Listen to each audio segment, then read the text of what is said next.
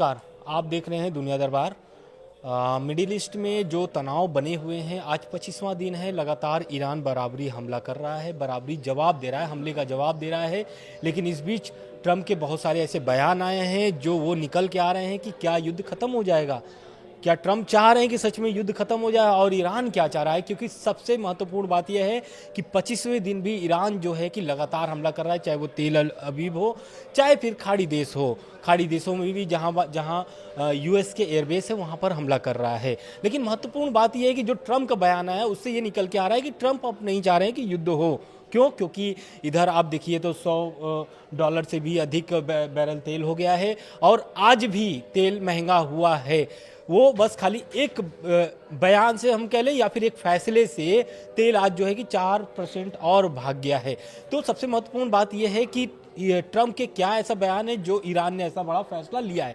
तो ट्रंप का सबसे बड़ा बयान यह है कि आज जो ट्रंप ने बोला है, ट्रंप ने आज सबसे चौंकाने वाला बात कहा है। ट्रंप ने कहा है कि अगर ईरान से मेरी जो बातचीत हो रही है, लगभग 2 दिन से बातचीत हो रही है, स्टीव विटकॉफ और कुशनर जो है कि इसका नेतृत्व कर रहे हैं, और ये बातचीत बहुत ही सकारात्मक है। सकारात्मक बातचीत होते हुए हमें ये लग रहा है, ट्रंप कह रहे हैं कि हमें ये लग रहा है कि ये युद्ध जो है कि समाप्त हो जाएगा। जो डील पर हम लोगों ने बातचीत की है उस डील को भी समेट करके दोनों देशों के देखते हुए ये फैसला लिया जाएगा। लेकिन सबसे महत्वपूर्ण बात है कि ईरान क्या चाहता है। तो इस पूरे मामले को लेकर के आज हम बात करेंगे पुनीत जी से कि पुनीत जी, इस मामले को लेकर के आप क्या देखते हैं कि क्या सच में ईरान रोकना चाहता है युद्ध? क्योंकि ईरान तो पहले से ही कह के आ रहा था कि अगर आप हमला एक भी करेंगे तो ये रीजनल वॉर में तब्दील हो जाएगा, और वैसा देखने को भी मिला। लगभग 25 दिन हो गए, सारे खाड़ी देशों पर हमला कर रहा है। तो महत्वपूर्ण बात यह है कि क्या ईरान सच में युद्ध रोकना चाहता है? देखिए, सबसे बड़ी बात क्या है कि ईरान युद्ध रोकना चाहता है कि नहीं चाहता, ये तो नेक्स्ट थिंग है। लेकिन उससे पहले अमेरिका युद्ध रोकना चाहता है, ये बड़ी बात है। वो बड़ी बात इसलिए है क्योंकि ईरान ने पहले हमला नहीं किया था। पहला हमला हुआ था इजराइल की तरफ से, और उसके बाद अमेरिका उसमें साथ में आकर खड़ा हुआ। शुरुआत यहाँ से हुई। लेकिन अमेरिका कम से कम ये तो मान रहा है कि हाँ, हमारी तरफ से हमने ये पहल की। अब वो कह रहे हैं, देखिए आप, ट्रंप एक गुंजाइश लेकर शुरुआत से चल रहे थे कि कहीं ना कहीं ऐसी डील की नौबत आ सकती है, और युद्ध तो चल ही रहा है, और हम सबक सिखा देंगे, हम बर्बाद कर देंगे, कुछ बचा नहीं है, तमाम चीजें कह रहे थे। लेकिन हमने देखा कि ईरान की ताकत क्या है, वो दुनिया को चौंका दिया, पूरी दुनिया को ईरान ने चौंकाया अपनी ताकत दिखा करके। इसमें बड़ी बात क्या है? इसमें बड़ी बात यह है कि अब जब युद्ध विराम की बातें होने लगी हैं, तो इसमें ईरान का पलड़ा अमेरिका से बहुत ऊपर चला गया, मतलब बहुत भारी हो गया है। ईरान का पलड़ा भारी है, अमेरिका का पलड़ा हल्का है। अब ये क्यों कहा जा रहा है, ये क्यों हम कैसे एज्यूम कर रहे हैं इसको समझना जरूरी है। एक तो ट्रंप की शर्तें, अमेरिका की शर्तें ईरान के सामने, और दूसरी तरफ ईरान की शर्तें। ईरान बीच में से अभी युद्ध जब मिड में आया था, मतलब 12वां 14वां दिन था, तब ईरान ये कहने लग गया था कि हम बातचीत तो करेंगे, लेकिन तब करेंगे और युद्ध विराम तब होगा जब हमारे नुकसान की भरपाई होगी। बिल्कुल। ट्रंप फंस गए, मतलब अगर मैं सीधे शब्दों में कहूं तो ट्रंप फंस गए हैं, बुरी तरीके से फंस गए हैं, और ये उनके लिए सबसे महंगा सौदा साबित हुआ है ईरान का ये वॉर। क्यों ये कहा जा रहा है? इसीलिए क्योंकि अमेरिकी नौसेना से लेकर, अमेरिकी वायुसेना से लेकर, मरीन से लेकर, तमाम आपने साजो सामान जो है उसका इस्तेमाल किया। रोजाना आपको भारी भरकम रकम युद्ध में खर्च करनी पड़ रही है, आपको इसराइल को भी अपने सिस्टम देना पड़ रहा है, ठीक है?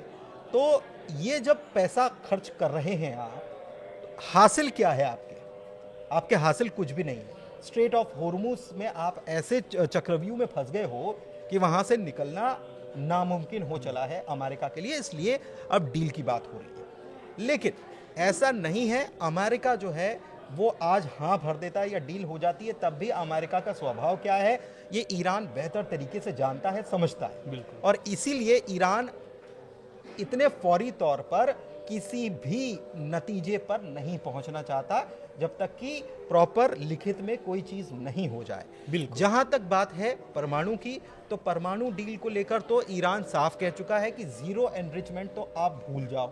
इसका मतलब ये कि अमेरिका के सामने ये बता चुका है ईरान कि भाई आपकी जो शर्तें हैं उसको तो आप किनारे ही कर ले तो बेहतर होगा। हमारी शर्तों पर अब आपको बात करनी होगी।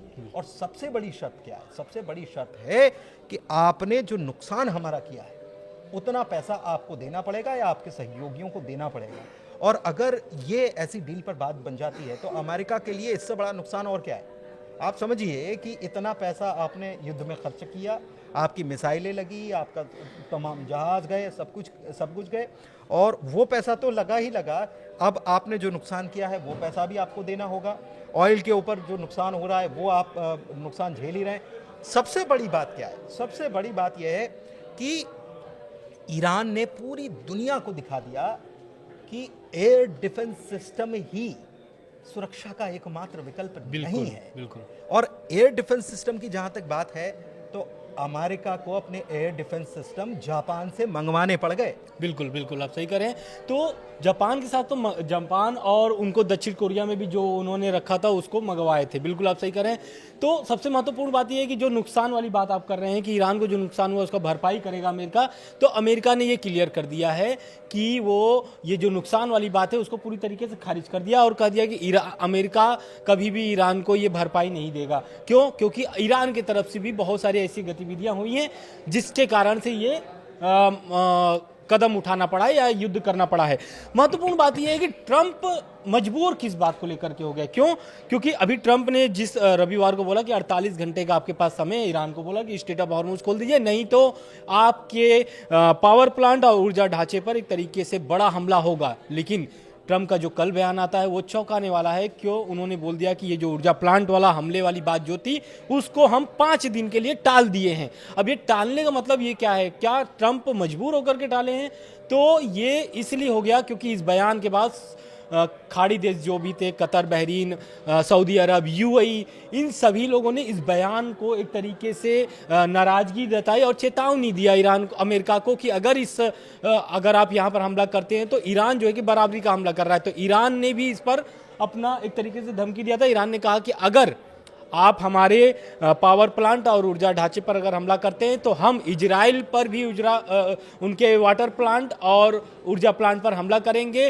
साथ ही साथ बहरीन, कतर, यूएई, जहां जहां उनके ऊर्जा प्लांट है वहां वहां हमला करके तबाह कर देंगे। सबसे महत्वपूर्ण बात है कि वो वाटर प्लांट पर हमला करने की बात कही थी और वो वाटर प्लांट जिस पर हमले करने की बात ईरान ने कहा था, उस वाटर प्लांट से लगभग बहरीन और कतर को 80% पानी फिल्टर होके जाते हैं।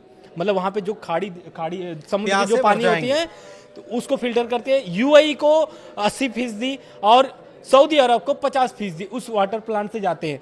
यही कारण है कि ट्रंप को मजबूर होकर के ये 5 दिन हमले की बात, जो टालने की बात उन्होंने कहा, वो टाल दिए हैं। लेकिन सबसे महत्वपूर्ण बात है कि टालने के साथ साथ उन्होंने जो दावा किया है कि उनकी बातचीत हो रही है ईरान से, तो इस पर ईरान की भी उन्होंने क्लियर भी कर दिया है, रिपोर्टरों से क्लियर भी कर दिया है कि उनकी किससे बातचीत हो रही है ईरान में। स्पीकर मोहम्मद बगैर गली वाफ से बात हो रही है, जो मतलब ईरान के स्पीकर हैं उनसे उनकी बातचीत हुई है। हालांकि ईरान का इस पर बयान है, ईरान ने साफ तौर से मना कर दिया है। उनका कहना है कि हमारे स्पीकर से अमेरिका की कोई बातचीत नहीं हो रही है। तो महत्वपूर्ण बात है कि इस जो ड्राफ्ट भेजा है 15 पॉइंट्स का, अमेरिका ने ड्राफ्ट भेजा है ईरान को और ईरान ने इस पर एक तरीके से हामी भी भर दिया। पहली बार हामी भरा है कि हाँ मेरे पास एक प्रस्ताव आया। तो इस पर मध्यस्थता किसकी है और क्या चाहता है ईरान? तुर्की भी मध्यस्थता कर रहा है और मिस्र के विदेश मंत्रालय ने बताया है कि वो सभी पक्षों से बातचीत कर रहा है। और भी कई देश हैं, खाड़ी देश, जो चाहते हैं कि मीडिएट कर लें और नुकसान से बचा जाए। क्योंकि जब ट्रंप ने ये बात कही कि हम आपके ऊर्जा प्लांट पर हमला करेंगे, तो आप देखिए कि उसके अगले ही दिन ईरान ने इसराइल का जो परमाणु रिएक्टर या परमाणु बेस जो है उसके बिल्कुल पास में मिसाइल गिरा दी। ठीक है, तो और ये मैसेज उसने दे दिया कि ऊर्जा के जो भी, चाहे वो पानी हो चाहे परमाणु हो, उसके जो भी स्रोत हैं हम उसको तबाह करने में कोई कसर बाकी नहीं रखेंगे। तो धमकी के बदले धमकी और एक्ट के बदले एक्ट, आई के बदले आई, टिट फॉर टैट। ये है। जहां तक प्रतिबंध की, जैसे आपने कहा कि अमेरिका नहीं मानेगा कि भरपाई करे, हो सकता है अमेरिका न माने, इसमें कोई बीच का रास्ता निकल जाए। लेकिन बड़ी बात क्या है?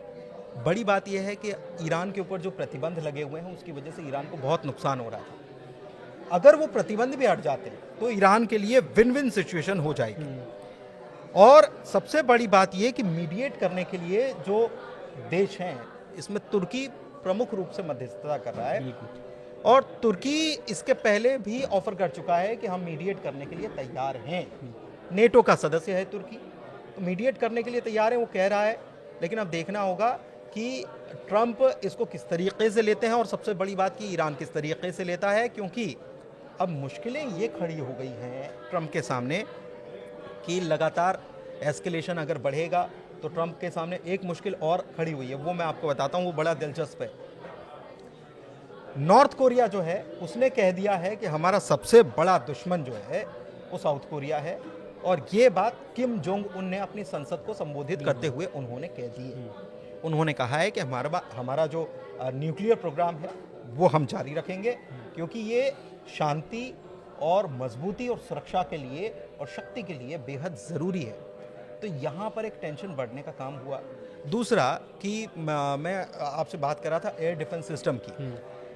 ईरान ने अपनी मिसाइल पावर से दिखा दिया कि एयर डिफेंस सिस्टम उसकी मिसाइल पावर के आगे कुछ भी नहीं है। बिल्कुल। और जब आपके पास ज़्यादा मिसाइलें होंगी तो फिर एयर डिफेंस सिस्टम फेल हो जाएंगे। एयर डिफेंस सिस्टम फेल हो जाने का मतलब समझ रहे हैं आप? मतलब केवल एयर डिफेंस सिस्टम फेल होना नहीं है, मतलब एयर डिफेंस सिस्टम की जो इंडस्ट्री है उसके ऊपर एक बड़ी चोट है। बिल्कुल। तो एक नया तरीके से लड़ाई लड़ने का और नए तरीके से लड़ाई को जीतने का तरीका ईरान ने दुनिया को दिखाया है मिसाइल पावर से। बिल्कुल। साथ ही चीन ने भी एक बड़ा कदम उठाया है। खबर ऐसे निकल के आ रही है कि चीन जो है कि ताइवान को लेकर के चिंतित है, और यही मौका देख करके वो एक तरीके से घेराबंदी शुरू कर दिया है ताइवान का। तो उत्तर कोरिया के साथ ताइवान भी जो है, रसिया की अगर बात करें तो रसिया अभी तेल बेचने में व्यस्त है। क्योंकि 11 अप्रैल तक अभी छूट दी गई है सभी देशों को कि आप तेल वहां से खरीदिए, तो खूब तेल बेचो, तो अपना वो तेल बेच रहे हैं। लेकिन महत्वपूर्ण बात यह है कि ईरान जो है अभी भी इजराइल पर लगातार हमले कर रहे हैं। 25वां दिन है आज, और इतने ज़्यादा हमले हैं कि उनके जो बस स्टैंड है, रेलवे स्टेशन है, मेट्रो स्टेशन है, सारे तरीके से वहाँ तबाह हो चुके हैं मिसाइलों से। अभी भी लोग वहाँ पे बंकर में छुपे हुए हैं इजराइल में। तो क्या इजराइल अभी भी, क्योंकि नेतन्याहू ने साफ तौर से बोल दिया है कि वो इजराइल की सुरक्षा के हितों को पूरा करने तक ईरान और लेबनान पर हमला जारी रखेंगे, तो क्या ये नेतन्याहू का फैसला है या फिर इजराइल भी चाहता है कि हमले होते रहें? देखिए, नेतन्याहू का फैसला ही इजराइल का फैसला, अभी तो ये कह सकते हैं प्राइम मिनिस्टर तो वही है, लेकिन क्योंकि अंदर खाने में इजराइल नेतन्याहू के विरोध में लोग, वो विरोध चल रहा है, लेकिन अभी तो वो युद्ध में है, तो अभी उतनी चीजें निकलकर सामने नहीं आ रही है। बहुत सारी चीजें तो वहां पर बताई नहीं जा रही हैं। अगर आप इजराइल में रिपोर्टिंग करने जा रहे हैं तो बहुत सारी चीजों के ऊपर बैन भी लगा हुआ है। सबसे बड़ी बात यह है कि वहां पर कुछ रिपोर्टर्स लेबनान में जो रिपोर्टिंग कर रहे हैं उनके पास में भी मिसाइलें गिरी हैं। लेबनान में इजराइल अटैक कर रहा है, तो रिपोर्टर्स भी, मतलब प्रेस मीडिया सुरक्षित नहीं है, तो एक प्रकार से उसके ऊपर सेंसरशिप लगाने की कोशिश वहां पर नजर आती है। एक चीज और मैं आपको बता रहा था, और वो मैं बता रहा था अमेरिका और इजराइल के जो गठजोड़ की बात है, वो उसमें थोड़ी सी दरार आती दिख रही है, क्योंकि नेतन्याहू ये कह रहे हैं कि वी विल डिसाइड, हम डिसाइड करेंगे, आईडीएफ डिसाइड करेगी। ट्रंप कह रहे हैं कि हमारी बहुत अच्छी बातचीत चल रही है। तो ये क्या है? मतलब इजराइल तो साफ है कि इजराइल तो अपना दुश्मन मानता ही है ईरान को, लेकिन अमेरिका जो है वो चाह रहा है कि ऐसी मुश्किलें, अब उसके ऊपर फाइनेंशियली बर्डन आ रहा है, प्रेशर आ रहा है, उनको मध्यावधि चुनाव होने हैं। बिल्कुल। तो बीच में अभी चुनाव होने हैं, ट्रंप को वहां पर भी जाना है, तो वो कैसे क्रेडिट लेंगे? उनको क्रेडिट लेना पड़ेगा कि देखिए मैंने वॉर शांत करवा दिया एक और मैंने डील करवा दी। बिल्कुल तो बिल्कुल। कुल मिलाकर एक मैं आपको शेर पढ़कर सुनाता हूँ कि फूल रह जाएंगे गुलदानों में यादों की नजर, वो तो खुशबू है हवाओं में बिखर जाएगा, और फिर मसला फूल का है, फूल किधर जाएगा। कुल मिलाकर कहानी है। बिल्कुल। तो देखिए, मिडिल ईस्ट में जिस तरीके से तनाव बना हुआ है, हालांकि अब ट्रंप चाह रहे हैं कि युद्ध खत्म हो जाए, लेकिन अब देखना दिलचस्प ये होगा कि जो ट्रंप चाह रहे हैं वो होगा, क्योंकि अभी तक जो ट्रंप चाह रहे थे कि युद्ध हो 25 दिन तक युद्ध चल रहे हैं, 25वां आज दिन है। भारी तबाही सभी देशों को हुआ है। इसमें सबसे ज़्यादा अगर तबाही की बात करें तो वो खाड़ी देश है। क्यों? क्योंकि खाड़ी देश इसमें शामिल नहीं था इस युद्ध में, लेकिन वो चपेट में आ चुका है। तो लगातार अपडेट्स आ रहे हैं। और क्या ईरान, जो ट्रंप दावा कर रहे हैं कि उनकी नेतृत्व जो बातचीत हो रही है स्टीव विटकॉफ और कुशनर के, तो क्या वो सफल होगा? क्योंकि देखिए 3 चरण में पहले भी बातचीत हो चुका है हमले के पहले, ओमान में, जेनेवा में। तो इन जगहों पर 3 चरणों में बात हुई, लेकिन वहाँ पे बात बनी नहीं। तो क्या ये बात बनेगी युद्ध के बीच में? सबसे बड़ा सवाल यही है। तो अपडेट लगातार आ रहे हैं और पहुंचाने का जो खबर है प्रयास करते रहेंगे। नमस्कार। नमस्कार।